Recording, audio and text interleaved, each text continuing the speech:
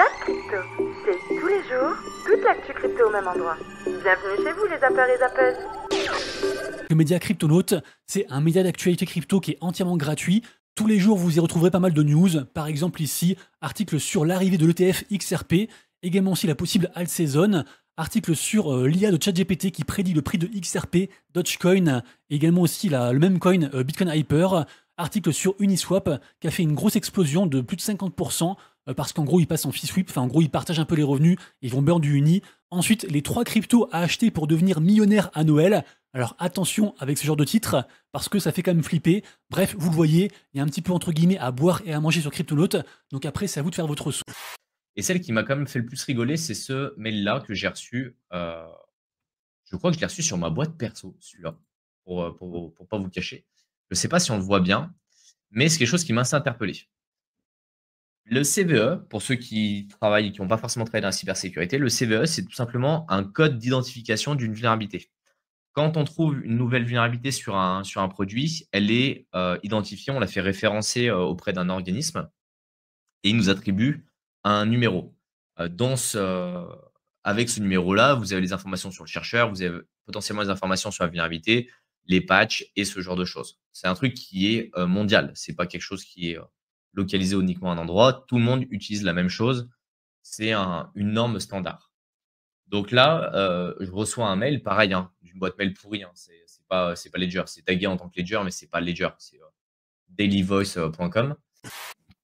On est quand même dans de plus en plus d'adoption, mais par contre, on est dans de plus en plus de régulation et aussi on est de plus en plus dans de mauvaises régulations. Exemple, la Banque centrale du Brésil établit des règles pour les crypto-monnaies et fixe un plafond de capital à jusqu'à 7 millions de dollars pour les entreprises. C'est assez dingue. Donc, ils ont émis leur régulation sur les crypto-monnaies. C'est la plus vaste qui a été ce jour. Et ils soumettent des règles assez strictes, et il y a 3 résolutions. Le montant du capital que les sociétés vont pouvoir détenir, c'est pas énorme. Les transactions crypto internationales vont être traitées selon la loi des changes. Donc, comme si tu changeais de l'USDT, enfin de l'USD contre de l'euro. Donc, ça va être, ils vont appliquer la même chose que pour les devises. Et surtout, il y a encore une obligation très importante liée, encore une fois, au blanchiment d'argent. Donc, tout ce qui est wallet non custodial, donc tout ce qui est wallet qui t'appartient à toi, il va falloir aussi encore regarder tout ça. Voilà, il y a plus en plus de pression des gouvernements sur les crypto-monnaies et sur une transparence qu'ils veulent absolument. Chaque année, la nature nous offre le spectacle fascinant des grandes migrations. Des milliers d'oiseaux filent vers le sud et le soleil, et les baleines entament leur long parcours vers des eaux plus accueillantes. Mais en 2025, imaginez un pays qui perdrait l'équivalent d'une ville entière, mais uniquement ses habitants les plus riches. 16 500 millionnaires, partis en une seule année. C'est exactement ce qui vient de se produire au Royaume-Uni. Et ce n'est pas un cas isolé. Une autre migration massive est en cours, tout aussi spectaculaire que celle des oiseaux, celle des millionnaires. Des dizaines de milliers de riches, très riches ou super riches, ont plié bagages et changé de pays. Et ils sont de plus en plus nombreux, ceux qui veulent faire comme eux. Vous en avez déjà parlé l'année dernière, mais depuis, le phénomène a explosé au point de battre tous les records. 128 000 millionnaires ont émigré en 2024, 142 000 en 2025 et 165 000 vont les suivre l'an prochain. Et si les animaux migrateurs obéissent à l'instinct, les millionnaires, eux, obéissent au calcul. Beaucoup fuient la pression fiscale. Mais comme on va le voir, ce n'est pas la seule explication. Une nouvelle carte de la richesse se redessine sous nos yeux, sur laquelle la France et le Royaume-Uni font figure de grands perdants, victimes d'une instabilité fiscale chronique et d'une succession de réformes qualifiées d'aberrantes par les économistes. Mais d'autres pays sont aussi touchés, et leurs élites se retrouvent souvent aux mêmes endroits du globe, des endroits où tout est fait pour les accueillir le plus chaleureusement possible, la tranquillité, la sécurité, un panier garni et des cadeaux fiscaux. On pense tout de suite à l'Arabie Saoudite, aux Émirats Arabes Unis ou aux États-Unis. Mais ces destinations doivent désormais compter avec de nouveaux venus très ambitieux comme l'Italie, le Costa Rica ou le Monténégro, ou ces pays situés en dehors de la sphère de Davos, et la concurrence est rude. Tether profite de la baisse du Bitcoin pour en racheter et en rachète 100 millions de dollars. On est bon? Ça aura acheté presque 100 000 bitcoins. Ah, les brutes. Tether qui enregistre d'ailleurs l'un des meilleurs trimestres de son existence. 10 milliards de dollars de profit depuis le début de l'année. Alors eux, ils sont satellisés, les gars. Ils sont vraiment dans un univers où, sur l'échelle du waouh, on s'est vraiment gavé et on a créé l'entreprise la plus rentable du monde en très peu de temps. Ils sont très clairement dans le top. Le CEO de Uniswap, Hayden Adams, qui nous disait qu'ils vont activer très certainement le revenu switch, donc les protocoles fees qui permettront aux détenteurs de Uni d'avoir des gains. Donc j'ai pas complètement creusé, mais ça a été salué par le token Uni qui a récupéré 50 à 70% en journalier. C'est en train de dégonfler au moment où j'enregistre cette émission. On parle de méga ETH. Allez, c'est cool. Ouais. Allez, vas-y. Ça c'est cool quand même. T'en prie. Regardez-moi ça. Il est Ça, pas mal, c'est Bold. Hein. Regardez Bold. C'est magnifique ce qu'il produit. Hein. Je vous invite à vous abonner à lui. Il est trop drôle. Ouais, Il fait des animés sympas. Surtout si vous avez la ref, puisque là, la ref, du coup, c'est les communistes de Mega ETH qui en soi, bon, du coup, de ce que j'ai vu, je pense que Mega ETH va être, c'était gratuit d'investir dessus. Si vous avez une alloc, grande chance à vous. Perso, j'ai eu le minimum, j'ai eu 2500 $. J'ai vu personne d'autre sur le Discord qui l'avait eu. Non, c'est très compliqué. Donc, et finalement, il y avait très peu de personnes. Je crois qu'il y avait 50 000 wallets. Je crois qu'il y a eu moins de 5000 personnes qui ont eu une allocation. Donc et les 3/4, c'était 2500 $. Donc, c'est rien. Mais du coup, là, l'image, c'était. Et du coup, en plus, ce que je trouve qui est quand même. C'est que c'est presque que des influx qui ont eu des grosses allocs. Des gros influx de Comme Twitter. c'est bizarre. Ils ont mis que les influx Twitter où ils leur ont dit ouais, vas-y, tu peux mettre 20 000 balles, 30 000 balles, ou les copains de la team, ou les membres de projet. Entre guillemets, les insiders. Mais ce qui est normal, dans le sens où bon, c'est eux qui vont être utiles pour le projet, puisque du coup, tout le monde te dit c'est le meilleur projet. Mais je trouve que c'est plus le delta, ce qui est pas ouf, oui, il a très, très bien répondu, Tiber, c'est qu'ils ont confondu ICO avec airdrop. Et c'est un peu le problème, c'est que maintenant ils te disent ICO, mais en fait l'ICO c'est un airdrop déguisé où ils récupèrent en plus 50 millions de dollars. C'est ça. Et du coup, les influx ont pris des bagues entre 100 000 et 500 000, 1 million de dollars. En bénéf au prix du pré-market, ce qui peut être encore plus au TGE, parce que je pense c'est pas impossible que Mega ETH sorte à plus de 5 milliards, 6, 7, 10, on ne sait jamais. Ça dépendra de la période aussi. Hein. En janvier, on ne sait pas ce qui va se passer. Mais même, Et la grosse mauvaise news, c'était la banque d'investissement japonaise s'appelle SoftBank, qui a vendu toutes ses actions Nvidia. La totalité, 5,8 milliards de dollars. Donc Nvidia, moins 3% dans les dents. Ça aurait pu être pire. Après, Nvidia, c'est bien capitalisé. Bon, donc tu sens que c'était pas Jojo hier.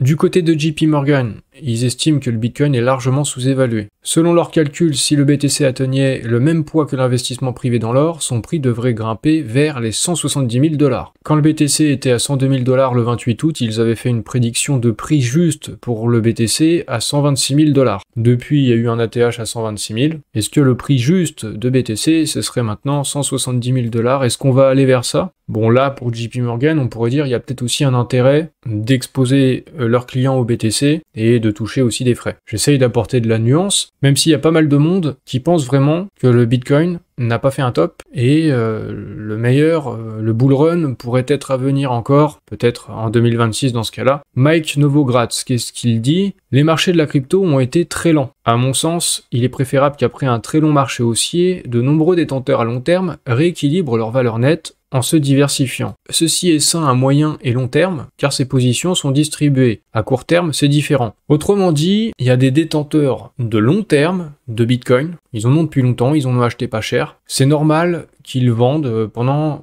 toute cette période où BTC en particulier a été au-dessus des 100 000 $. Et en fait, c'est ce qui s'est passé pendant l'année 2025. Finalement, on est resté un peu dans la même zone de prix avec des ventes des OG de BTC. Et cette distribution, comme ce qu'on vit aussi actuellement, c'est quelque chose de sain à moyen et long terme, ça permet une redistribution, mais à court terme, évidemment, c'est différent, à court terme, ça fait craindre le pire. Mike Novogratz, il ne pense pas qu'on ait vu le top du cycle. Il dit « Je pense que d'ici la fin de l'année, nous verrons un nouveau président de la Fed et qu'il sera beaucoup plus accommodant que les marchés ne le sont. » C'est la fin du shutdown qui va bientôt arriver, et j'en ai beaucoup parlé dans le Top Gun, cette fin du shutdown va se traduire par une injection de liquidité massive, le TGA va enfin pouvoir se vider, et effectivement, cela devrait, par augmentation de la liquidité, maintenir la pression sur le dollar américain face à un panier de devises au moins cette année.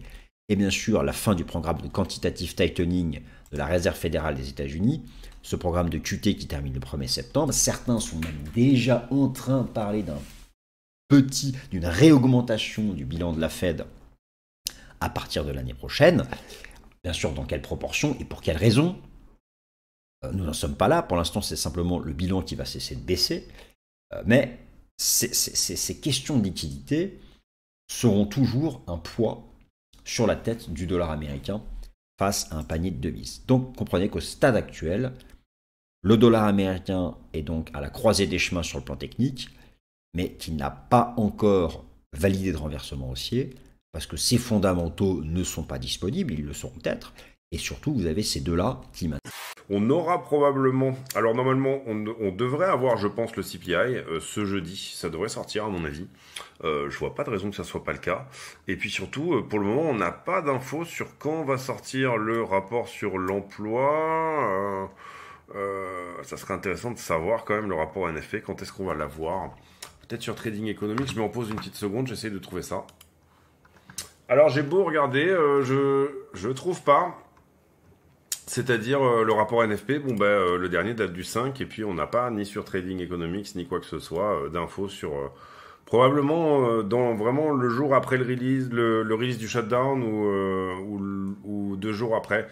Voilà, à ce stade, vous voyez, rapport NFP, ce sera là on est déjà en décembre, j'ai rien avant, donc on ne sait pas trop pour le moment quand est-ce que va sortir cette info qui est quand même cruciale. On aura probablement en tout cas un CPI après-demain, le jeudi c'est censé sortir. Peut-être que les deux vont tomber en même temps, ce qui donnerait un petit peu de folie au niveau des marchés. C'est pas qu'on en manque en ce moment, mais ça serait quand même plutôt pas mal d'avoir un peu d'action. Allez, on commence avec le BTC contre le dollar en hebdomadaire. Vous pouvez apercevoir 2 canaux baissiers et un canal haussier. En général, les canaux baissiers sont cassés à la hausse et les canaux haussiers à la baisse. Et vous pouvez constater que cette règle s'est parfaitement appliquée ici. L'objectif a été atteint pour les 3 canaux. Mais attention, ce n'est pas parce qu'on a cassé un canal haussier à la baisse qu'on entre automatiquement en bear market. Regardez l'oscillateur RSI. Il y a une grosse divergence, mais elle n'est pas encore validée. Le niveau 43.23 m'intéresse particulièrement. Passer en dessous renforcerait le scénario vendeur. Pour l'instant, mis à part l'alerte Kijun, on reste au-dessus de tous les éléments d'Ichimoku Kimkoyo. Sur le graphique suivant, toujours en hebdo, la clôture s'est faite pile sur le haut du mois de mars et la bougie, ou plutôt la mèche, a touché parfaitement la Kijun. Regardez comme c'est chirurgical. Donc, les acheteurs défendent parfaitement les niveaux clés. Regardez comme c'est limpide, c'est le graphique qui parle de lui-même. Donc, ce qu'on vit là, c'est simplement de la volatilité saine. Depuis le dernier sommet, on a perdu, ou plutôt retracé, environ 15 à 20%, ce qui n'est pas dramatique pour un actif comme le BTC. Donc, les mèches que vous voyez sur le graphique prouvent que les acheteurs sont toujours là, rien d'inquiétant à ce stade, puisqu'on défend des niveaux clés pour les acheteurs.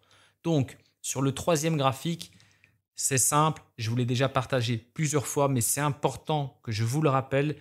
On distingue tout simplement 2 alertes et 2 confirmations dans un sens comme dans l'autre. Donc, aujourd'hui, la seule alerte que nous avons, c'est la Kijun.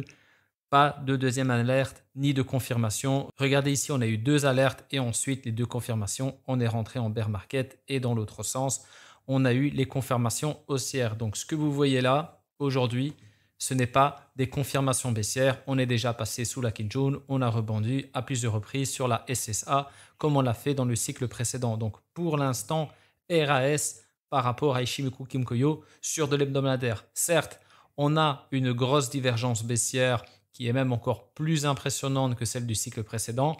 Elle s'activera, mais on peut encore diverger pendant des semaines. Ce n'est pas un souci. Ceci dit, laissez-moi aborder un sujet qui va faire couler certainement beaucoup d'encre au cours de ces quelques prochains jours et quelques prochaines semaines. Il s'agit du fameux croisement de la mort, la Death Cross, qui est sur le point de se produire. Il s'agit de la moyenne mobile de 50 jours, dans ce cas précis, qui croise la moyenne mobile de 200 jours. Alors, vous l'avez bien compris, vous avez la ligne violette qui est sur le point de croiser la bleue de ce côté. Et en général, eh bien, cette configuration, en tout cas, c'est comme ça que l'indicateur a été présenté par le passé, ça indique une tendance baissière qui annonce généralement une continuation de la descente. Cependant, eh bien, si vous observez attentivement les dernières fois qu'on a eu des dead cross, en réalité, ça a marqué un bottom.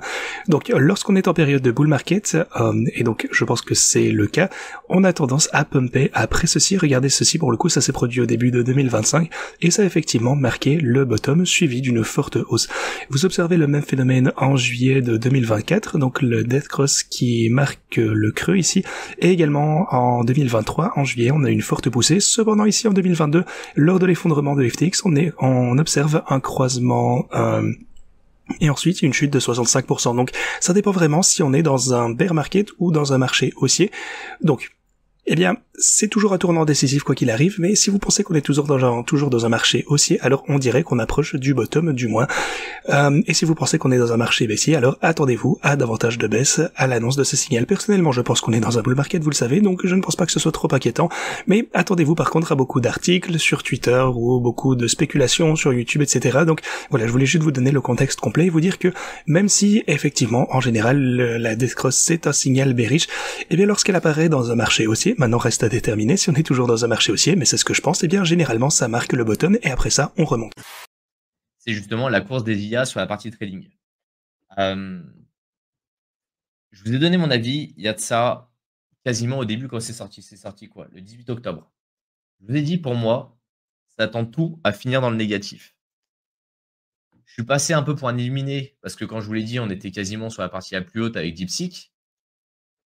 Plus ça avance avec le temps, plus je pense que ma prédiction sera véritable. J'attends de voir d'ici quelques mois où est-ce que ça va finir. Mais pour moi, à long terme, c'est sûr qu'elles vont toutes finir en négatif. Peut-être que je me trompe.